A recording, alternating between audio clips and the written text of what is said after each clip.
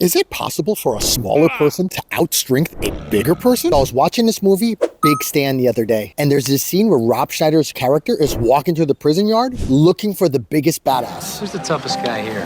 And he proceeds to beat up multiple guys bigger than him. Well, today I'm digging into the science to find out. In this video, we'll look at absolute strength in 3 areas: powerlifting, arm wrestling, and punch power. But before we get into it, if you enjoy deep dives into your health and wellness, hit that like and subscribe button. It really helps support the channel and it lets us know you guys are truly getting value from these videos. All right, to understand the relationship between size and strength, we have to understand the nature of strength. Inside your muscles, you have these tiny engines called sarcomeres. They're the basic building blocks that contract to produce movement. A bunch of sarcomeres form myofibrils. A bunch of myofibrils in parallel form muscle fibers, and a ton of muscle fibers make up the muscle. The more sarcomeres which can contract, the more force is generated. But that's not the entire picture. A key component of strength is the nervous system's neural adaptation, which means strength is also a skill that needs to be learned. We know this because strength and muscle size develops independently. I noticed this while training newbie clients that just started working out. In just the first 2 weeks, they make huge newbie gains in the form of new PRs almost every other day, even though they may not look much bigger. Simply training muscles efficiency improves strength separately from muscle size. Next, we're looking at 2 types of muscle fiber: sarcoplasmic hypertrophy and myofibrillar hypertrophy. Simply put, sarcoplasmic hypertrophy are show muscles. It's an increase of the volume of the fluid inside of the muscle fiber. Things like water, glycogen for fuel, and other non-contractile parts.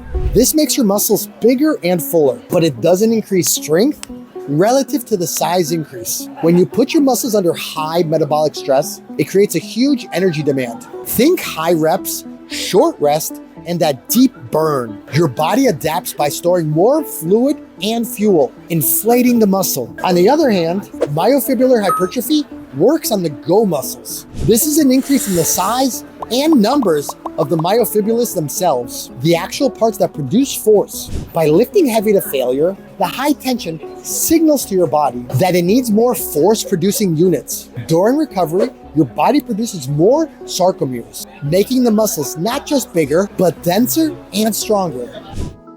So now that we understand size and strength, let's take a look at the 3 different strength challenges and pit a trained 150-pound athlete against an average 250-pound person. First up, powerlifting. The smaller athlete has some chance of being stronger. It is possible for them to lift heavier than the average 250-pound person.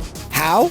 With specific training and denser muscle fibers, they can recruit a greater percentage of their muscle fibers and coordinate them more effectively, generating more force. Next, arm wrestling. This is where the larger man has a decisive advantage. Arm wrestling isn't just about strength. It combines isometric strength in the hand, wrist, and arm. And body weight plays a huge role in stability. And with about 50% more body mass, the larger person has natural physical advantages that are just tough to overcome, even for a trained athlete. Finally, what about punching power? This complex skill relies on transferring power from your entire body, from your feet, your legs, and your core. While body mass is a factor, technique is way more critical. So the trained athlete would have better efficiency and acceleration, allowing them to generate a greater punch force than the untrained person, because that mass advantage would be completely nullified by poor technique. However, all things equal, if both people have the same training, the bigger person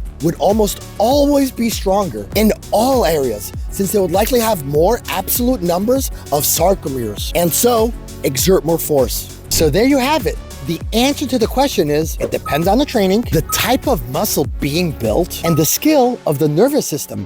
What do you think? Do you train for size or strength? If you're interested in exploring more of these interesting health and fitness related questions, do subscribe to this channel and like this video. Also, if you have any questions you'd like us to tackle, let me know in the comments.